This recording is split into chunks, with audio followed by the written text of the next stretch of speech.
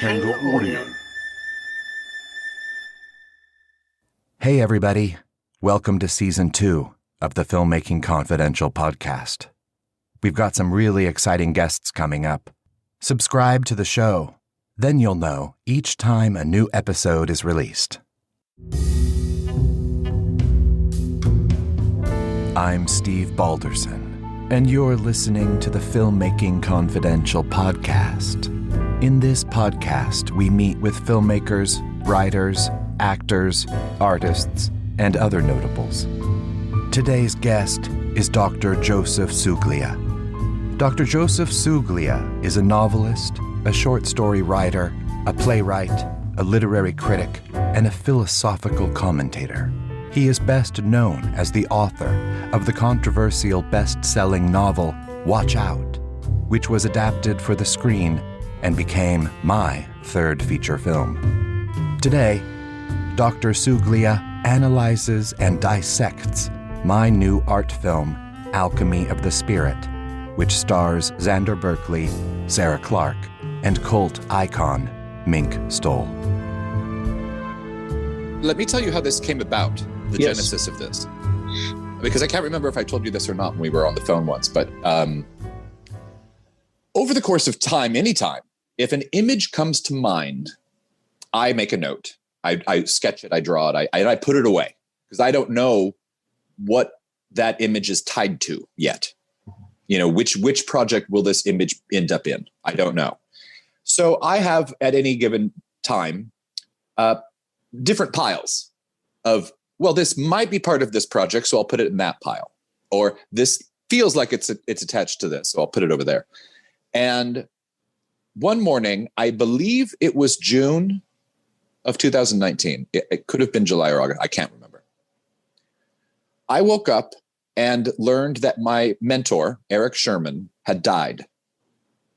And I felt a sense of his presence all around, almost like he was there still to support, to guide, to encourage. And I felt great. I felt empowered. I felt no sense of loss, but rather an incredible sense of gain. Yeah. And it was this beautiful feeling. And I had the instinct immediately I had to start painting. I haven't painted a painting in 15 years, but I immediately got in an Uber and went to the Blick Art Studio to buy some canvas and some paints and some brushes, some basic stuff. And I walk in the building and I feel this gaze that went through me. It was one of those that was it was a frequency that I felt that caused me to react to it physically. And it was this man with ice white blue eyes, an old man. And I just found it very strange. And I walked in a little further and he was just following me.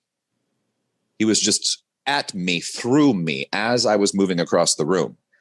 And I looked back up again and he's still looking at me and I realized it's David Lynch.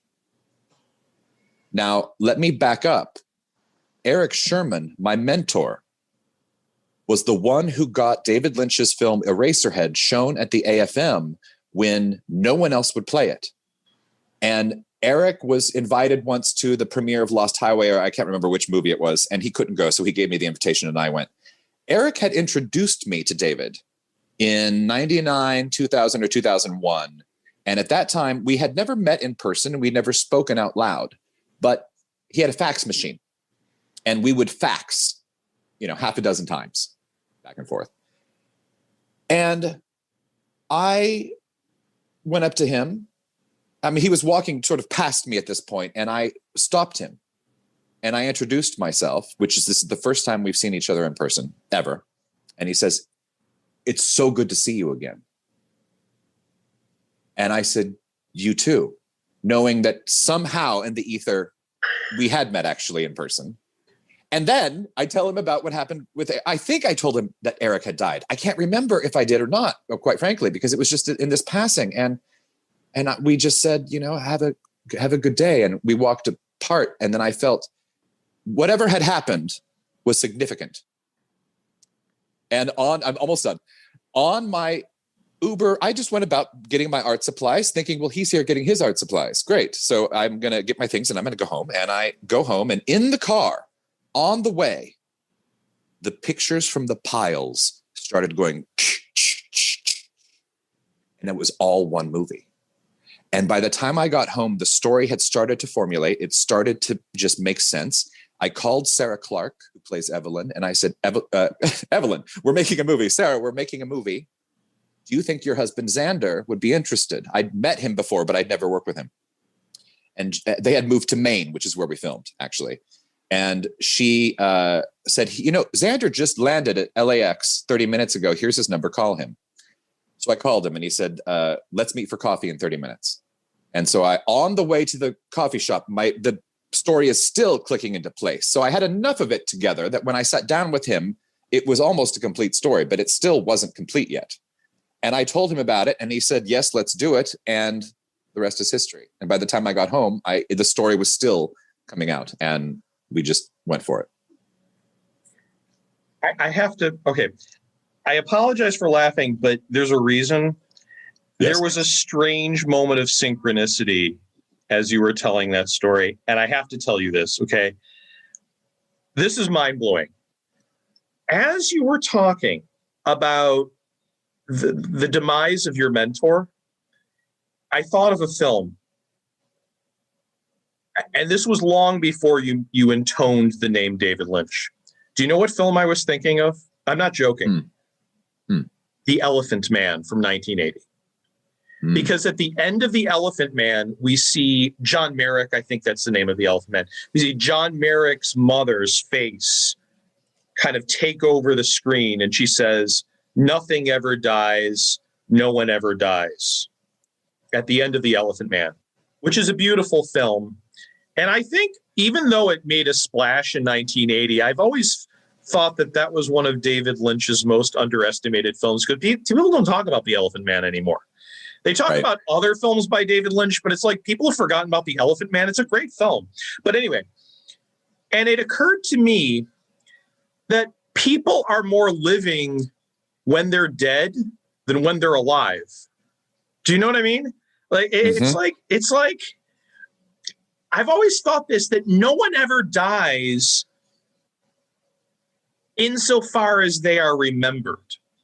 And I've consoled many people, or at least I don't know if I have, but I tried to console people who are mourning, who are undergoing the process of bereavement. What I usually say to them, and this is not a slogan or a formula, I mean it sincerely, it's a genuine statement. Whenever someone tells me, you know what, my mother died, my brother died, my husband died, my wife died, I always say to them, no one ever dies. I am quoting intentionally The Elephant Man. But I say, people only die if you forget them. And if someone has an impact on you, if someone leaves an impression on you that's enduring, that person will never die. Because what has happened is that we're not like autonomous free agents. We don't create ourselves. We are created, but we don't create ourselves. And we are the sum total of all the things that happen to us. We're more than that too, I believe. But we are also the sum total of what happens to us, or I should just say the totality of what happens to us. So the people you know leave an impression on you. And this is one way of thinking of the dead, that the dead still have a bearing on the living. Now, the worst thing that could happen is oblivion. And when I say oblivion, I don't mean death. I mean forgottenness, right? The worst thing you could do to someone is forget that person. And I also believe, we both know about Watch Out. One of Jonathan Barrow, I don't want to get into that too much, but Jonathan Barrows was an expert in insulting people, right? And I thought about, at the time I was writing the book, I thought about like the worst insults you could possibly hurl at someone. And it occurs to me that the worst insult is really simply forgetting someone. which is something that Jonathan Barrows never was smart enough to do. I don't want to get into that too much, but I'm just saying that. Yes. But you know what I mean? You know what I mean? Mm-hmm. That insofar as a person is remembered, that person is more radiantly present, is more livingly, lifefully present than when that person was alive. I know it's a paradox, but it makes sense, doesn't it? It does. I mean, I felt the same when Karen Black died. And the speech that Evelyn gives to Oliver about the unknown and knowing that you're truly alive was what Karen told me before she died. Wow. So this is a very personal film. This is a more personal film than I thought it was. And there are also things in it. I'll use the word alchemy just because it's part of the title, but I've always sort of done this. If I bring a part of my being, whether that's ancestral or experiential, into the thing that I'm creating, it's a little bit of magic, I feel. So, for instance, in my film Firecracker, the mother's name that Karen Black played was Eleanor White. That was the name of my grandmother in real life. And when my grandmother had dementia and I went to see her and she looked at me directly with total focus and said, "This is a miserable existence," I knew that she was telling me for a reason, not just in general. And I incorporated that into that person in that film, the character in that film. Yeah. Now, that movie was based on a true story. So those were actual people's parts that they played, but their names had been changed. Let me ask you something. So when Eleanor, if I may call her Eleanor, when Eleanor said, "This is a miserable existence," it seems to me that that statement could be interpreted in at least two ways. On the one hand, she could be pointing at her existence and saying, you know, my existence has been miserable. But she could also be talking about the world. So it could be the Buddhist idea, the Buddhistic idea that life is suffering. And if you look at the Hebraic Bible, the so-called Old Testament, that book says many things, but one of the things that it clearly says is that human beings are in a fallen state and that existence is fallenness. So I just want to know, do you think that Eleanor meant one or the other of those things or both of those things or something else? I don't know what she meant, but I heard it as life itself, not just about her presence and what she was experiencing. I felt that it was a sort of an instruction because she knew I heard it that way. So she told me, and she didn't tell my sister. She didn't tell the other person, she told me, and that's how I took it. But I've always done that. So in Alchemy of the Spirit, her husband, my grandfather, who had taken lots of photographs, but they were sort of dark, whereas my father's father took lots of photographs, but they were full of emotion and faces and sort of goodness. So I have a little bit of the goodness of the emotional of the character's face, and then I also have this darkness at the same time woven in what I do. And he used to carve little animals, little birds and little things out of wood. And there are in the film pieces that he created that I took to the set and placed on the mantelpiece or put in the movie. The possum that's featured in the film is my possum that I've had since I was 4 years old. And he made an appearance in a cameo in Firecracker, and he had a cameo in another film. And this is his third appearance, but I knew he had to come. He lives in Kansas at my father's, but I said, I've got to have him in this movie. You've got to send him, because this is how it came about. When I was 4 years old and I went to see Santa at the mall, and the old man said, what would you like from Santa? And I said, a possum. And he was looking at my mother, and my mother's like, I don't know, and I would not let go of it. Wouldn't you like a toy? Wouldn't you like a fire? Wouldn't you like a fire engine? Wouldn't you like whatever? I want a possum. And I was not going to budge. And sure enough, I came down, the morning, Christmas morning or whatever, and there was a possum from Santa. And my mom had, the week before, somebody had accidentally trapped one and it was dead. And she said, I need it. She took it to the taxidermist. And I named this possum Clarence. and he has a very good spiritual energy about him. And so I brought that into the movie. I mean, there were things that were, and I encouraged the others too.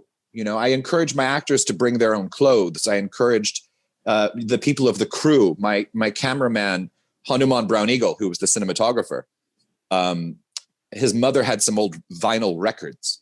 And I said, bring those for the props because you're going to bring your energy into it also. I have some just banal questions. I know we're talking about high-end concepts, but just some more banal questions.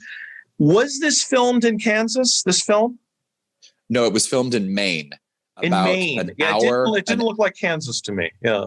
No, it was an hour or so east of Portland in a little tiny town with maybe a mile in diameter. Yeah, that's what it looked like. Where they have a general New store. England. It really looked like a New England town. The other thing is, and again, I've only seen this film once, but did I see, and if I'm wrong about this, I'm sorry to waste time, but Xander Berkeley, did he also do the art design? Those are all his actual paintings. How did you meet him? I've known Sarah, his wife. That's for years. Right. Okay. And sometime I had a birthday dinner and she brought him. So we'd talked before.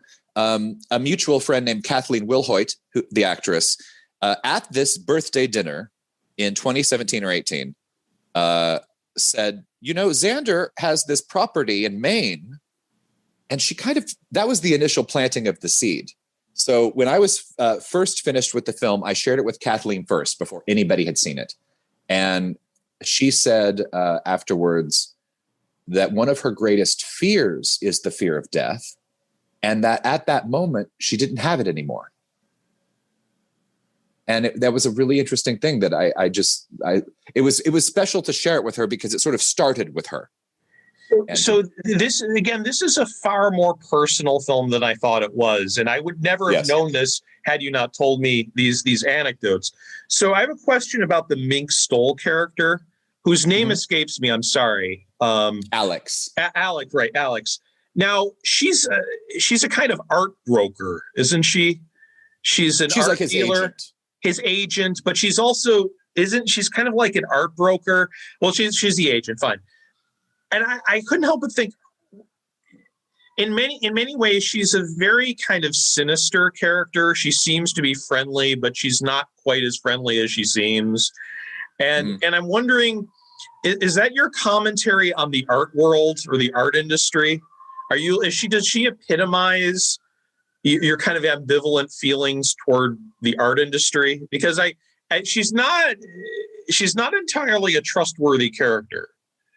No, she's not. And she is also, I mean, the same goes in the film business. And I would imagine the literary world also. It's the broker who, they don't care what it is you're making as long as they're getting their good commission. And they don't understand good art. When the time comes for me to visit with a couple of managers and sales agents about this film, I'm almost looking forward to it in such a way that it will just be really, really funny because they may not recognize what this is until it's made money. And then they'll say, oh, it's so interesting because you could write something that is genius and they don't notice until they're getting a commission. And once they're getting a commission, well, then it must be good. And so that's sort of my take on just art versus the people who are responsible for selling it really don't know what they're doing. I think the only way, and maybe this is a conversation we could have off the air, as it were, but I think the best way of promoting this film to the art brokers is not to say anything metaphysical.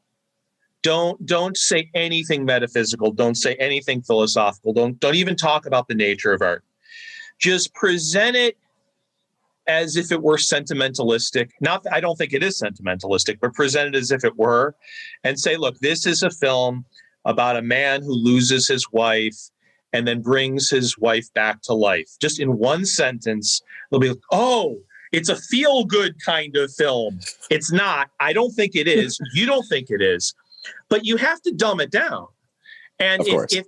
but honestly, I'm not joking. I don't flatter anyone, as you know. I'm very much a tell it like it is person, and I can be very blunt and very critical, as you know. No, this film could be loved and it could be adored by millions of people if it's seen, if it's presented in the right way. And I'm not just saying that. It's the kind of film that will make most audiences vaporize in tears. It's emotionally powerful. It really is.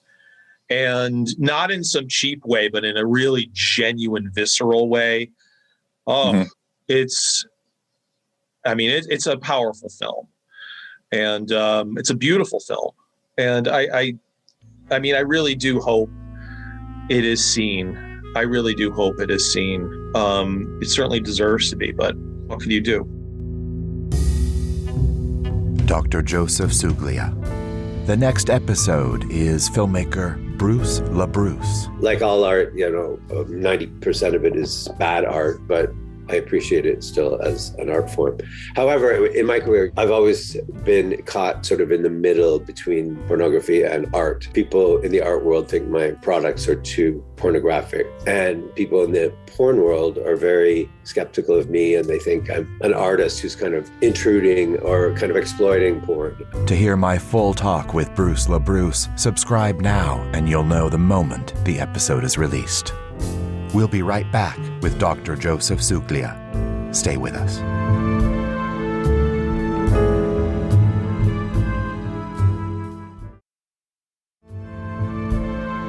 Now, back to our conversation with Dr. Joseph Suglia. Now, in archaic religions, time is an illusion. And time is abolished. If you think deeply enough about it, there's no such thing as time. Right? There is no time. History is also a temporal illusion, and our lives are illusions. Now, that's the context, Steve, in which I'm reading this film. But I want to turn more immediately to the film. And if I get any details wrong, please let me know. I did watch the film very attentively, but I only saw it once. But I do relish seeing it again and again and again. But this is just a first viewing, so I might make a mistake here and there. Feel free to correct me if I do. But this is what I'm getting from the film. So there's a character by the name of Oliver, played by Xander Berkeley. And Oliver is an elderly artist who wakes up one morning to find that his wife, Evelyn, died in their bed. Steve, don't be afraid to say anything. Did I get her name right? Is it Evelyn? Correct. Oh, good. I got the right. Evelyn. He then uses the medium of art to revivify her. This is very important. Now, the question is the wife zombified? Is she revivified? Or is this the hallucination of Oliver, the elderly artist? Your film never tells us, and frankly, I'm glad that your film never gives us an answer. I like that. We've talked about this before, Steve. I think you and I both like art that is ambiguous. And I think we both believe that art should be ambiguous. It shouldn't give us easy answers, right? We've had conversations. You and I have had many conversations about this, so I know we're on the same page. Now, I don't want you to think that I'm saying your film is unoriginal. It is original, but it does recall, I think, a few myths, which I don't think is a slight to your film at all. The film partly recalls a Greek myth. And that is the myth of Alcestis, in which the Greek princess gives her life to continue the life of her beloved husband, Admetus. But I will say that the narrative of your film is actually quite different from the narrative of the myth. Evelyn in the film doesn't actually give her life to save her husband, Oliver. Not really. Now, the film somewhat, and I only say somewhat, conjures Shakespeare, particularly his play, The Winter's Tale, which is a very late play. It's what The Winter's Tale was called. I'm a Shakespearean myself. The Winter's Tale is called a late romance, and it was first published very late in the first folio of Shakespeare's works in 1623. Shakespeare wrote it right before he died, interestingly. But anyway, in The Winter's Tale, Hermione, the Queen of Sicily, dies from the heartbreak of being accused of infidelity by her pathologically jealous husband, King Leonatus. Now, at the end of the play, a statue of the dead queen comes to life, but we don't know if we are looking at an animated statue or if this is the resurrected body of the queen. So one of the things I really like about Shakespeare's play is that Shakespeare doesn't give us an easy answer to this question. We, the spectators, we don't know what we're looking at. Is this the revived queen? Is it a statue that is animated? We don't know. In the same way that we really don't know what's going on in your film. And I like that. Now, this is a strange way to talk about specifics, Steve, but I'm actually going to begin with the moment at which the old man goes to the bathroom. So at minute 9. Now, this is symbolic of excretion, of expelling the waste, the evacuation of the dead, of refuse, of offal, O-F-F-A-L, in the same way that death is an expulsion of waste. I mean, isn't it interesting that one of the very first things that Oliver does after discovering the cadaver of his wife in their bed is to go to the bathroom? Now, one could just say, well, it's a natural thing. He had to go to the bathroom. But I think this is more meaningful than that. It's very, very interesting that he goes to the bathroom almost immediately after discovering the cadaver of his wife. Very interesting. And this leads me to the next symbol that I noticed. And then he drinks a glass of red wine. It could appear to the spectator that it is red wine. It's kind of like you're looking at a painting, you're looking at a surrealist painting and you point at a figure and you say, is that an apple? Is that a drop of blood? What is, you know what I mean? It's good. We really don't know, but it could be interpreted as wine, right? So let me get into that. He then drinks a glass of red wine, which in Christianity is a symbol of the unification of humankind with God through the Holy Spirit. But I want to hasten to say something because I think this is very important. And this is very, very important for anyone who has either seen your film or who is interested in seeing your film. And by the way, I think this film, if it's marketed well, will be seen by millions of people. I really do. I'll get into that later. But let me just say this. I don't think that this film is a Christian allegory. I think that would be too easy. I think it evokes many, many religions, not just Christianity. I do think it partly invokes Christianity. But this isn't some simplistic evangelical Christian allegory, not at all. But I do think that moment does evoke Christianity, ancient Christianity. But I don't think the whole film does. As I said earlier, if anything, it evokes Zoroastrianism, which predated Christianity by more than a millennium. It evokes ancient Judaism. I mean, the ancient Judaic religion. It goes way beyond Christianity. So I just want to say that because I think we have too many Christianized films on the market right now, and I'm happy to say that this is not one of them. So I'm happy to say that. So let me move on. All right. This might actually, you know me well enough, Steve, that this probably won't surprise you. Do you know who my favorite character in the film was? Sam Cooke. My favorite character in the film was Sam Cooke with his eggs and his insistent offer that he deliver eggs to Oliver and his wife. I don't think this will surprise you because you know me well enough to know that I like marginal characters, right? And by the way, this is in Shakespeare. As a Shakespearean scholar, I can say this, and I've written about this, by the way. I'm writing a book on Shakespeare.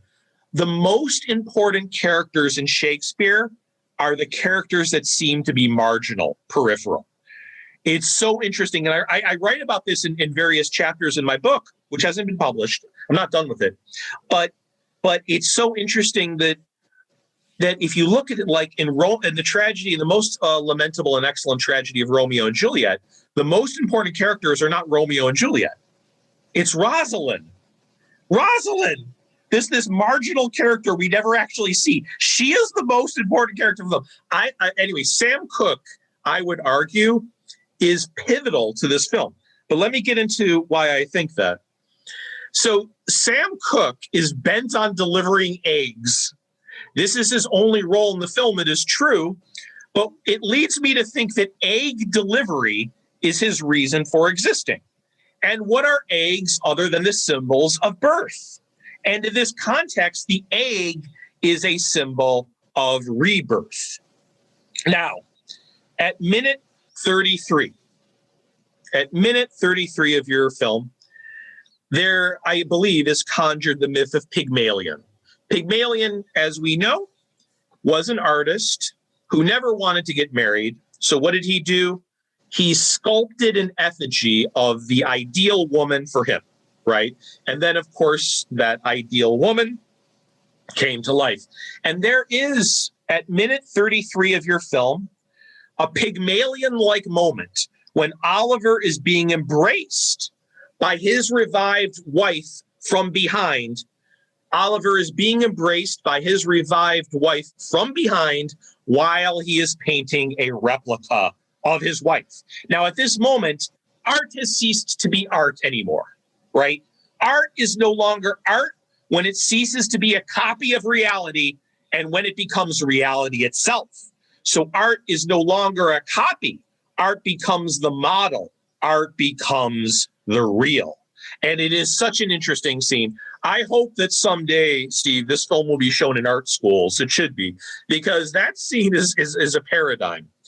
You have a creation embracing the artist from behind while he's creating another replica. I mean, it's just amazing. It's an amazing allegory about art and life, I think, but also creation that is not just artistic creation, but creation itself.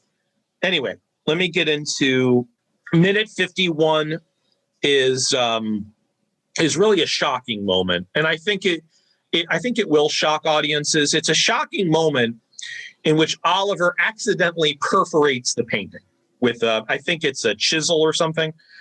So Oliver perforates the painting on which he is working, and it bleeds, as if, again, art becomes life and ceases to be a simulation the moment at which art becomes indistinguishable from the model. Now, this is in the context of a dream. Oliver is having what seems to be a fever dream. So the dream is really a figure of what he has done in the film, which is recreate his wife through the medium of art and bring her back to life, or so it seems. So what seems to be a work of art is actually the real living organism. And in a way, this is tragedy. And it's so interesting to me because the moment at 55, in a way, it is a tragic moment, but it's seen in the context of a dream. So your film kind of evokes tragedy and then it revokes tragedy. It's just, I love these moments that I see this in works of sophisticated art, such as yours, that you think the film is going in a certain direction and then it pulls back. Now, having collaborated with you on Hedda Gabler, you and I played these games quite a bit. We played these games quite a bit. Like, you think you know where this is going, and then we pull you back. And so I like that moment very much for many reasons. But probably the most determinative figure of all in the film, in my opinion, is the feather. Now, the feather scene occurs at minute 57. The feather is a metaphor for the invisible, for the supernatural. The feather is what links the natural world to the supranatural world. Again, not supernatural, but supernatural world. It is a nexus between the visible and the invisible. So Evelyn says to Oliver, I quote, "Whenever you see a feather, you know that I am near you." Now, this is a very interesting quotation because, wait, isn't she already there with him? You know, it's like, and this leads me to believe, and there are no answers, but this could in fact be Oliver's fever dream hallucination. We don't really know. It could be his hallucination of a dead wife. We don't really know what we're witnessing. And that's good. That's good. It's ambiguous. Okay. I would say that the feather is a figure of the axis mundi. The feather in the film is a symbol, that is, of the nexus with the supernatural. Okay. Now, I have a question for you, Steve, and it's a small question, but I really am curious. One of my favorite scenes in the film occurs at 1 hour and 8 minutes. Now, I cannot tell, and I know Oliver does this twice in the film. Is Oliver walking to a hardware store or a convenience store? Like, where is he going? What kind of a place is that? It's a general store. A general store. You see, this is the thing. As you, I don't know if I told you, I'm still in Chicago. We don't have that here, Steve. That's very much a middle American and Southern American place, which I love. I'm not putting it down, but I just don't have anything like that around here. But so he's walking to a general store. Okay, good. So Oliver is walking to the general store, and you do something that's brilliant, Steve, which is why this is one of my favorite scenes in the film. The narrative is intensified and is made to seem as if we are witnessing the incursion of the supernatural into the natural. So the scene is imbued with magic, and the way you film it is amazing. There are these two girls on a park bench, I think, or something, and they're giggling. I don't think they're giggling at him, like, oh, haha, look at the old man. They're just giggling. They're just talking about Snapchat or something. But it's filmed in such a surrealized way, and we see a bus through this haze, and then it's just like the camera goes up, and we see the wires of like a telephone pole, and it's wonderfully surreal. I loved it. Love that scene. But I think the point I'm trying to make is that at that moment, you can feel the incursion of the supernatural in the natural world. That's the real point I wanted to make. Anyway, now I know this, you won't take this as an insult, Steve, because I know how much you admire Hitchcock. There is a Hitchcockian moment in this film. Now, it might not have been intentional, whatever, but this is really the only scene in your film that refers to another film directly. It's the hallucinated murder of Sam Cooke. And it recalls, for me at least, the Arbogast scene. Do you remember when Arbogast meets Mother in Psycho from 1960? I couldn't stop thinking about it. It reminds me of that scene. Remember where Milton Arbogast, the detective in Psycho, is walking up the stairs, which he's not supposed to do, to meet Mother, and Mother comes down. Now, don't get me wrong. It's not a direct copy, not at all, but it evokes Hitchcock. And I know how much you admire Hitchcock. I mean, Roger Ebert, the late Roger Ebert, Chicago's own Roger Ebert, once said of your film Firecracker that it had a Hitchcockian scene. So I know you're not going to take that as an insult. I think it's a compliment, if anything. But that scene, that was the one scene I thought that really referred to something else. Xander says at the 1 hour mark, and I quote, cells have to break apart in order to be made stronger. So cells have to break apart in order to be made stronger. Muscles have to be broken apart in order to be made stronger. So again, you have this motif that death must come in order for there to be space for the living. All right. Now let me get to my basic take of the film. Let me say that your film is majestic and numinous, and it concerns the numinous. It is lyrically atmospheric and atmospherically lyrical. That would be my one sentence review of the film. That's just my aesthetic judgment of your film. And I've noticed with great satisfaction this kind of evolutionary development of yourself as an artist. This is a work of art, a genuine work of art. But it's just been very heartening to watch your evolutionary transformation. Well, let's think about alchemy. Well, in its most essential form, alchemy is the transmutation of filth into something precious. And the human imagination has the innate tendency to transmute death into immortality. Now, human beings unavailingly struggle against the destructions of time. They cannot endure the thought that they will die because they have the desire for immortality. I'm going to return to that in a minute. And this is the alchemy of the mind, the transmutation of all of the garbage of existence, the trash of existence, the dreck, the offal, the refuse, the transformation of death into the living. Now, I do not believe that it is possible to regenerate the past. And I don't believe it's possible to abolish time. But I do know that the desire to regenerate the past and to abolish time is a persistent, yet fragile and recognizably human desire. So again, I do not believe that immortality is possible, at least not immortality on the earth. But I do believe that each human being desires immortality. And artists, such as yourself, desire immortality more passionately than most other human beings do.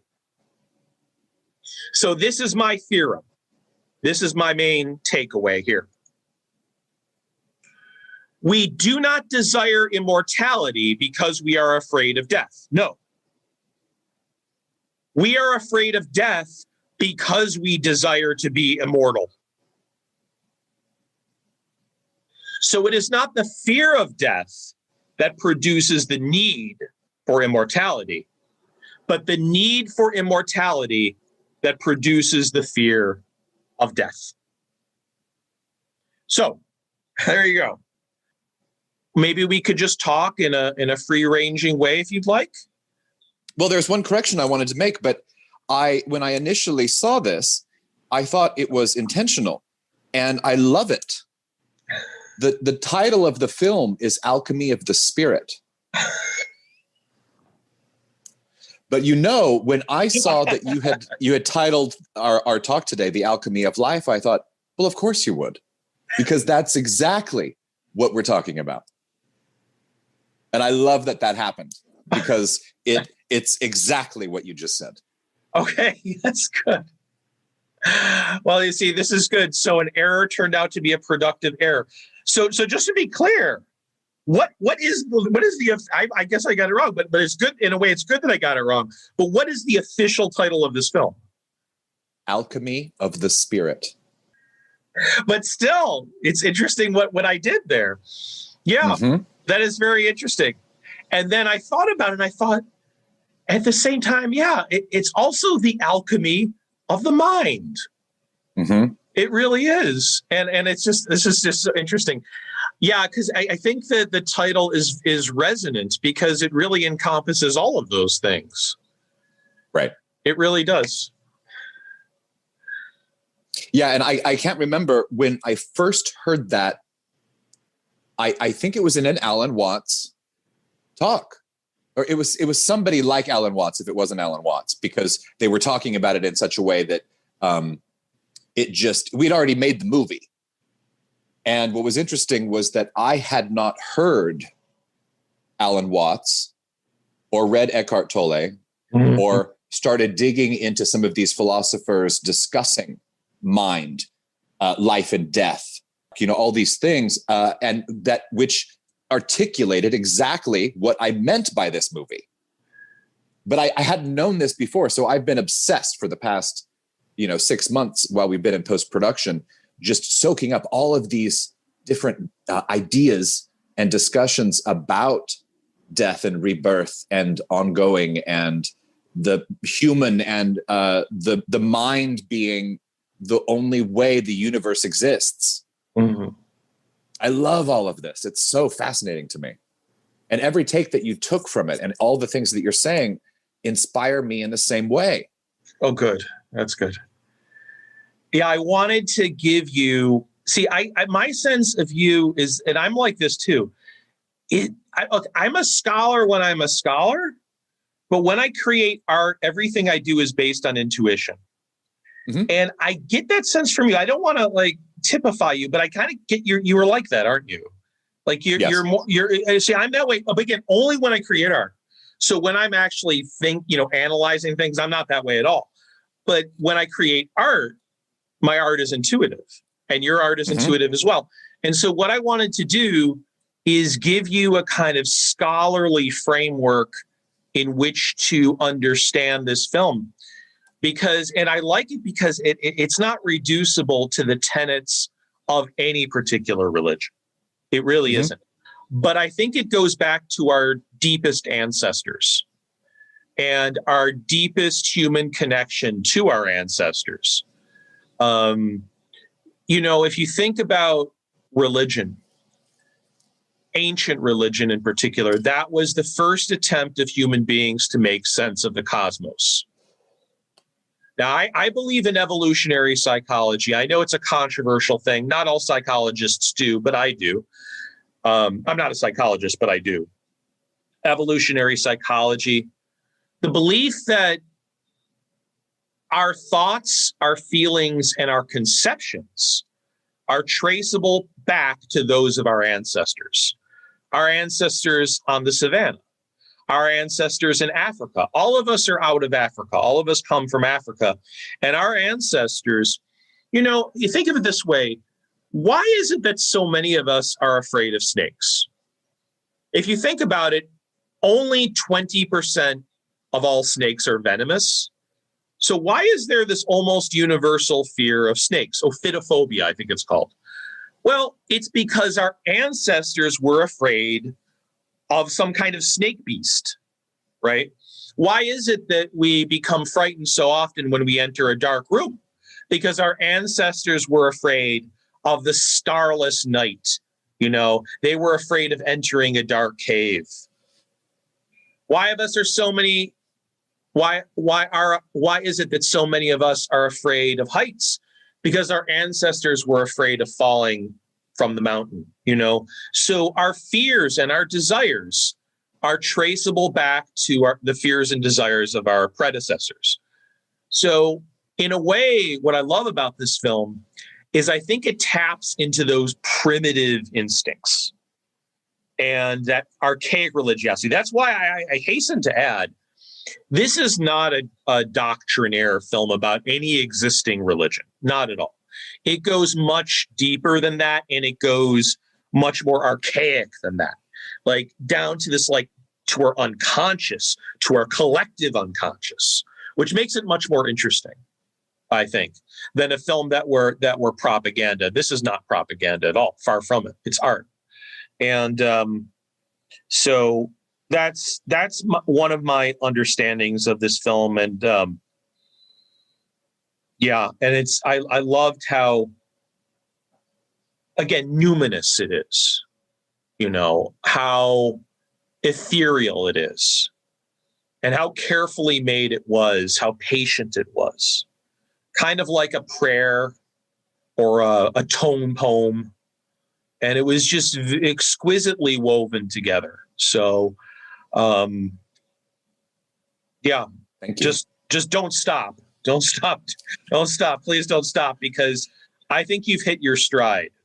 And it's, despite all the chaos that is going on around us, or maybe because of all the chaos that is going on around us, where the world appears to be collapsing every day, this is a great time in which to create art. Because, if you think about it, we're in a period of great disorientation. That's the best time at which to create art. You don't want to create art. You create art whenever you can, but I think art is at its best when it's created during times of upheaval and uncertainty, not at times of stasis and boredom and self-complacency and stagnation. So don't stop. Dr. Joseph Suglia. More information about Alchemy of the Spirit is available at stevebalderson.com. Tune in next time for more Filmmaking Confidential. It is totally free to subscribe, and when you subscribe, you'll get upcoming new episodes automatically, and you'll have free access to all our past shows. The Filmmaking Confidential podcast is a production of Dakanga Audio and produced by myself and Ella Spencer. Our original theme music is composed by Kevin Robles. For more of the Filmmaking Confidential podcast, head over to filmmakingconfidential.com. If you have a question about filmmaking you'd like me to answer on the podcast, send me an email using the contact form on the website. To learn more of my filmmaking secrets, be sure to pick up a copy of the book, Filmmaking Confidential, available on Audible, paperback, and ebook, wherever books are sold. I'm Steve Balderson. Thanks for listening and spreading the word. Until next time, keep making, keep doing, keep going.